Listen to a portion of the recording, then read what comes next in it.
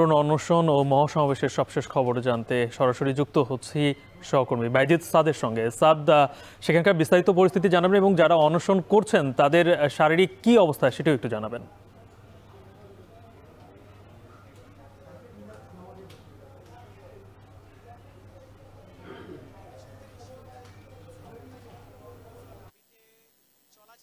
সেটি আজকে নবম দিনে আজকের যে কর্মসূচি চলছে সেটি হলো তারা মহাসমাবেশ করছেন, যেখানে সারা দেশ থেকে জেলা উপজেলা পর্যায় থেকে কিন্তু শিক্ষা প্রতিষ্ঠানের শিক্ষকরা এখানে এসে উপস্থিত হয়েছেন। পাশাপাশি তারা আমরণ অনুষ্ঠানে গিয়েছেন। আজ সকাল 10টা থেকে দুটি কর্মসূচি সকাল 10টা থেকে পালিত হচ্ছে। তাদের সঙ্গে একাত্মতা পোষণ করেছেন আমরা দেখতে পেয়েছি। আসলে এই মুহূর্তে যারা অনশনে রয়েছেন তারা যেহেতু সকাল 10টা থেকে পার করছেন, এখন পর্যন্ত আমরা কারো অসুস্থ হবার খবর পাইনি। এখানে যারা কেন্দ্রীয় নেতৃবৃন্দ ছিলেন তারা কিছুক্ষণ আগেই কাজী নজরুল ইসলামের সমাধিতে গিয়েছেন, সেখানে তারা দোয়া মোনাজাত করেছেন। তারা বলছিলেন যে কাজী নজরুল ইসলামের যে বিদ্রোহী কবিতা বা তার বিদ্রোহী লেখনী থেকে তারা অনুপ্রাণিত হতে সেজন্য তারা সেখানে গিয়েছেন।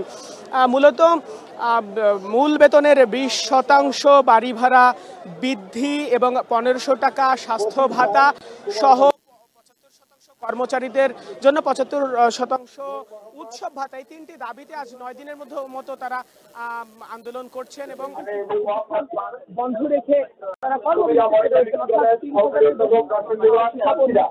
যার মধ্যে উচ্চ মাধ্যমিক কলেজ এবং মাদ্রাসার শিক্ষক পাঠদান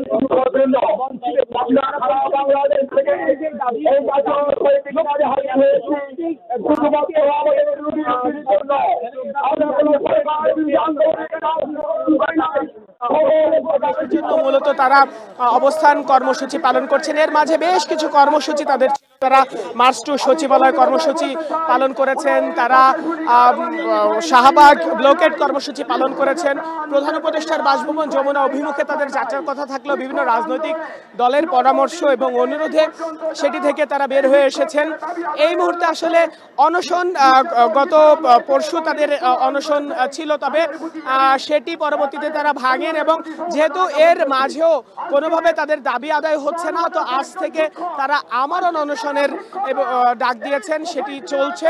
পাশাপাশি মহাসমাবেশও তারা করছেন। আর কিছুক্ষণ পরে তারা নতুন যে কর্মসূচি অর্থাৎ বিকাল 4:30টার দিকে তারা নতুন কর্মসূচি ঘোষণা করবেন বলে আমাদেরকে জানিয়েছেন।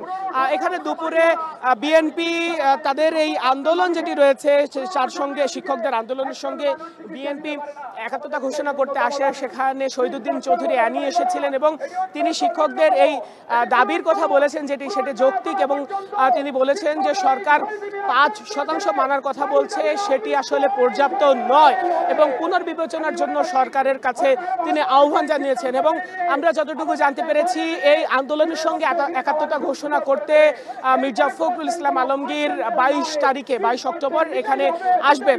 আর এখানে যারা আন্দোলন করছেন তারা বলছেন যে যতক্ষণ পর্যন্ত তাদের দাবি মেনে নিয়ে প্রজ্ঞাপন জারি না হবে ততক্ষণ পর্যন্ত তারা আসলে এখানে অবস্থান করবেন, পাঠদান করাতে কর্মক্ষেত্রে ফেরত যাবেন না। এই ছিল আমার কাছে সবশেষ।